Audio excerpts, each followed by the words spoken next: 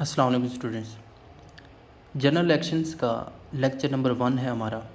2018 میں general elections ہوئے، مطلب پاکستان کے عام انتخابات 2018 میں ہوئے، اور ان 2018 میں جیسے کہ یہاں پہ لکھا گیا کہ قومی اسمبلی اور چاروں صوبائی اسمبلیوں کے اراکین کا انتخاب کرنے کے لیے پاکستان میں عام انتخابات ہوئے، جنرل الیکشنز ہوئے جو 25 جولائی 2018 کو منعقد ہوئے۔ ان عام انتخابات میں عمران خان کی جو پارٹی تھی جس کا نام تحریک انصاف PTI نے برتری حاصل کی تھی۔ یہ پارٹی 25 اپریل 1996 کو یہ پارٹی بنتی ہے، اور لگاتار 18 سے 20 سال کی جو سٹرگل ہوتی ہے اس کے بعد یہ پارٹی گورنمنٹ میں آتی ہے، اور پاکستان کے جو پرائم منسٹر بنتے ہیں وہ پرائم منسٹر عمران خان ہوتے ہیں، کیونکہ پارٹی چیئرمین ہوتے ہیں۔ تو جو بھی پارٹی چیئرمین ہوتا ہے، مائنڈ میں رکھیے گا، جو بھی فاؤنڈر آف پارٹی ہوگا، جس پارٹی سے بھی تعلق رکھے گا، فار ایگزامپل کہ سراج الحق پارٹی کے ممبران ہیں، مطلب چیئرمین ہے جماعت اسلامی کے، تو اگر وہ جماعت اسلامی گورنمنٹ میں آتی ہے تو سراج الحق جو ہے وہ automatically prime minister of Pakistan بنے گا۔ تو آئین کے تحت جو بھی چیئرمین ہوگا وہ پرائم منسٹر آف پاکستان بنے گا۔ تو یہاں پہ چیئرمین یہ تھے تو پرائم منسٹر آف پاکستان بنے۔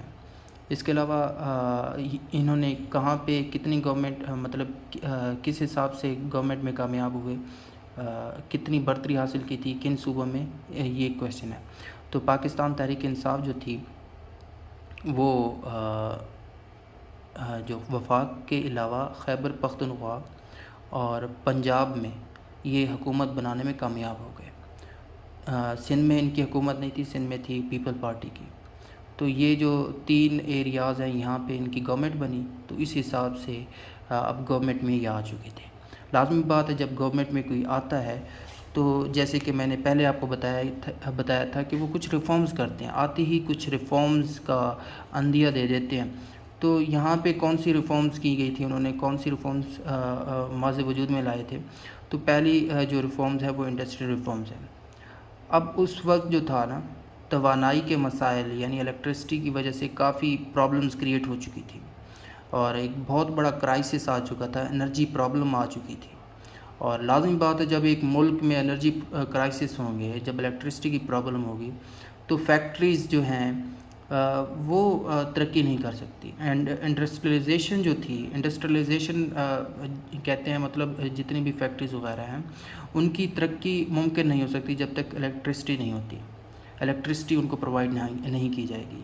ویسے آپ کو پتہ ہونا چاہیے کہ دنیا میں سب سے پہلے جو انڈسٹریلائزیشن آئی تھی وہ برٹن میں آئی تھی، غالباً 18 سینچری میں، تو اس کے بعد یہ پوری دنیا میں پھیلی۔ تو پاکستان کی جو انڈسٹریلائزیشن جو تھی وہ ٹھپ ہو چکی تھی ڈیو ٹو الیکٹرسٹی۔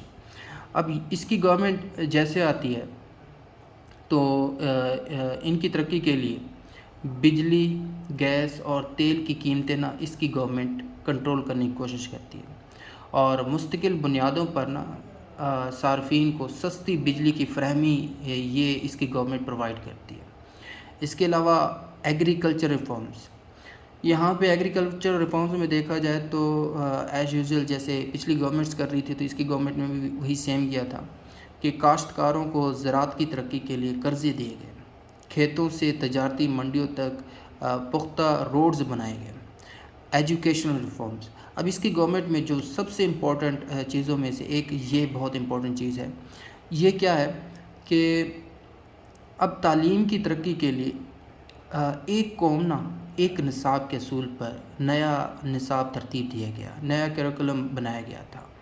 جیسے چائنا ہے نا، چائنا کا پریزیڈنٹ، اب مجھے نام یاد نہیں آ رہا، تو وہ UN میں گیا، UN میں گیا تو UN میں اب یہ ضروری تھا اس وقت کہ آپ نے اپنی لینگویج نہیں بولنی، انگلش کو یوز کرنا ہے۔ اب یہ ضروری نہیں ہے، اس وقت ضروری تھا۔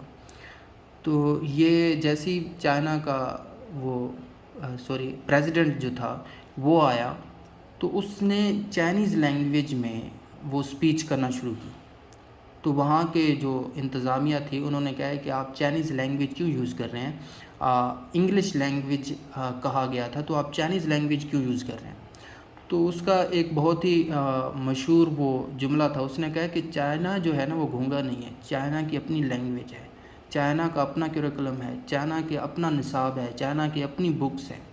وہ وہی کرے گا جو ان کی بکس میں پڑھایا جاتا ہے, وہ وہی کرے گا جو ان کو شروع سے جو کریکولم بنایا گیا تھا اس حساب سے چائنا نے دنیا میں چلنا ہے. چائنا نے دنیا کو فالو نہیں کرنا, بلکہ خود ہی جو چیزیں ہیں اس طریقے سے چائنا جس پر بنا ہے وہی فالو کرے گا. تو چائنا کی اپنی لینگویج ہے, چائنا کو انگلش بولنے کی ضرورت نہیں ہے. تو یہاں پہ یہ جو آئے ہیں نا, تو انہوں نے کیا کیا, انہوں نے ایک قوم کو, پاکستان کی ایک قوم کو ایک کرنے کے لیے غریب امیر کے لیے, غریب امیر بچوں کے لیے پرائیویٹ اور سرکاری اداروں میں جتنے بھی کریکولمز تھے, جتنا بھی نصاب تھا, ان کو ایک کر دیا.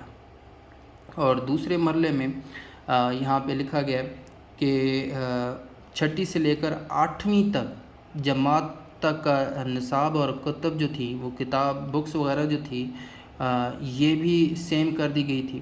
اور پھر تیسرے مرحلے میں 9ویں سے لے کر 12ویں جماعت تک کا نصاب اور ان کی بکس بھی شامل کی گئی تھی, یہ بھی سیم کی گئی تھی. اور یہ نیا نصاب بچوں کو نا ایک دوسری چیز بھی پرووائڈ کر رہا تھا. وہ کون سی؟ ماڈرن ایجوکیشن دے رہا تھا. اور اس میں یہ چیز بھی اس کی گورنمنٹ میں ایجوکیشن ریفارم جو دیکھی گئی, وہ کون سی کہ رٹا سسٹم جو تھا نا وہ ختم کیا گیا تھا. ہماری جتنے بھی آج کے اسٹوڈنٹس ہیں وہ رٹا کو زیادہ وہ کنسیپچل نہیں پڑھتے, ان کو جو لکھا گیا اس کو رٹا لگا کر وہ یاد کر لیتے ہیں. تو اس کی گورنمنٹ میں رٹا سسٹم جو تھا وہ ختم کر دیا گیا تھا, اور کنسیپچل لرننگ کو, سوچنے اور سمجھنے کی صلاحیت پر زور دیا, ان کی ایبیلٹیز پر زور دیا.